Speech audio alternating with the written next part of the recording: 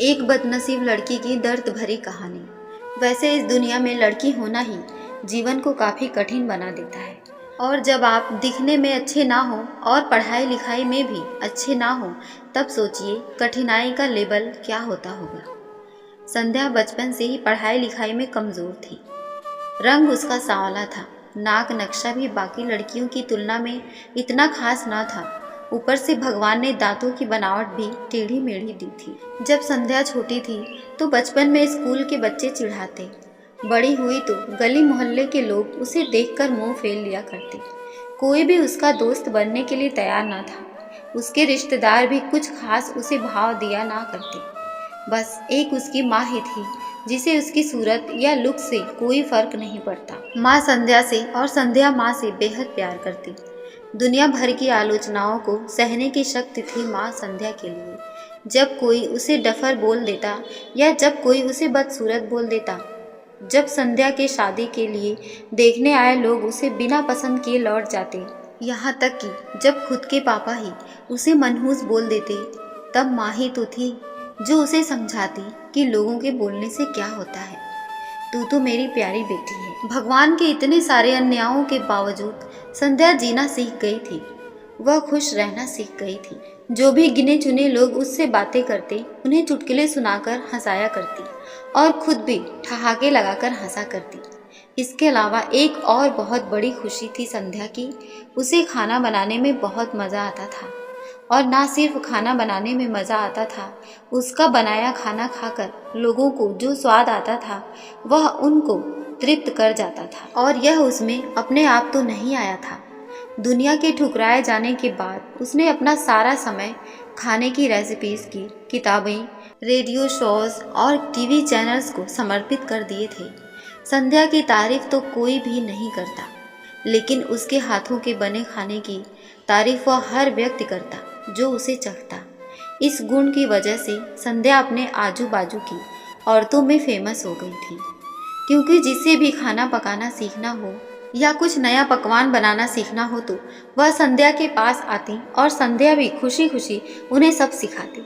उनके पास आने वाली औरतें अच्छा खाना बनाना सीख जाती, लेकिन लाख कोशिश करने के बाद भी संध्या के हाथों का वह जादू जो सबको तृप्त कर जाता, वह कोई ना सीख पाता। संध्या की जिंदगी इन्हीं उतार चढ़ावों के साथ कट रही थी। एक बार फिर से माँ बाप ने जी तोड़ कोशिश कर एक फैमिली को संध्या को देखने के लिए मना लिया था। लड़का संध्या को देखने आने वाला था।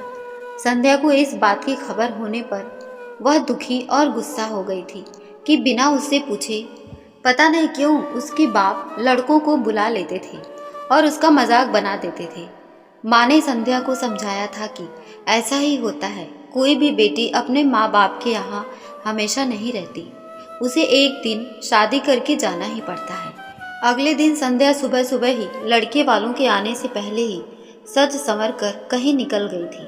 उस दिन लड़के वाले घर आकर माँ बाप को बहुत खरी खोटी सुनाकर गए थे।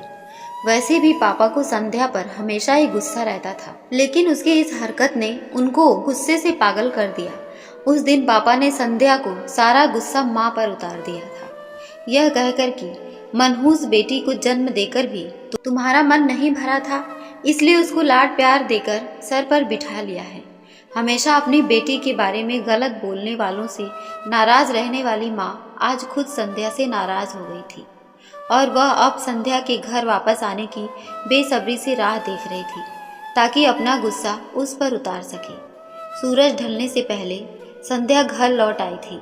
उसके चेहरे पर एक अजीब सी खुशी थी।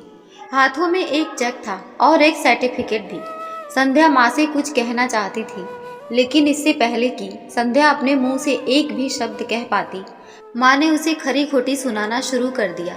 गुस्से में माँ बोलते बोलते इतना कुछ बोल गई कि संध्या ने कभी सपने में भी नहीं सोचा था। माँ ने कहा, बाकी सभी लोग सही थे, तुम सच में मनहूस हो, तुम्हारी वजह से हर कोई परेशान है।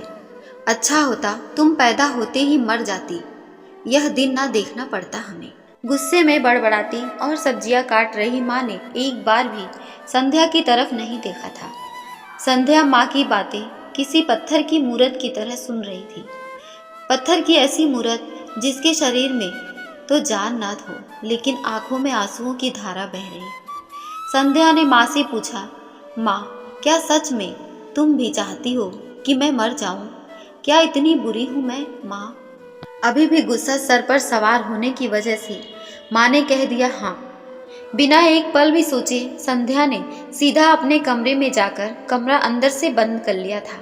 1-2 मिनट बाद गुस्सा थोड़ा शांत होने पर माँ को अपनी गलती का एहसास हुआ तो संध्या के रूम की तरफ गई। उन्हें पता चला कि संध्या ने रूम को अंदर से बंद कर लिया है, गुस्से में कुछ कर ना ले, इसलिए माँ ने तुरंत पापा को इस बात की खबर दी।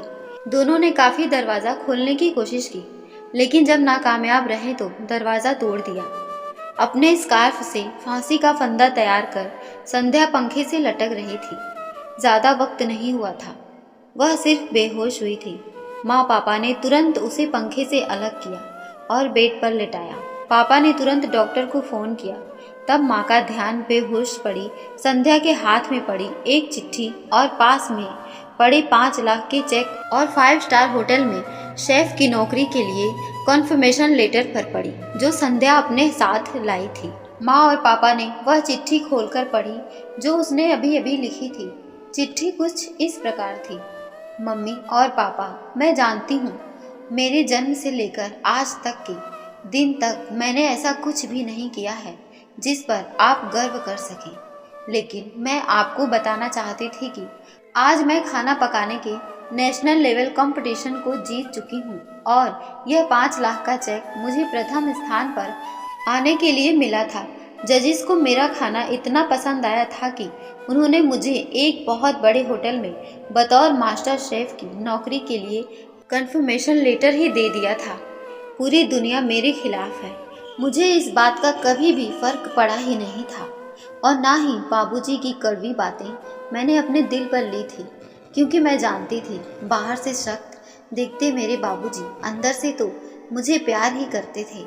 प्यार ना करते होते तो बिना मांगे मुझे कपड़े, मिठाइयाँ, पटाखे वे सब ना ला कर देते। माँ के प्यार को कोई क्या बयां कर सकता है। मेरी माँ मेरे लिए मेरी सारी दुनिया थी। जब माँ मेरे साथ होती तो मुझे किसी बात की परवाह ना होती थी।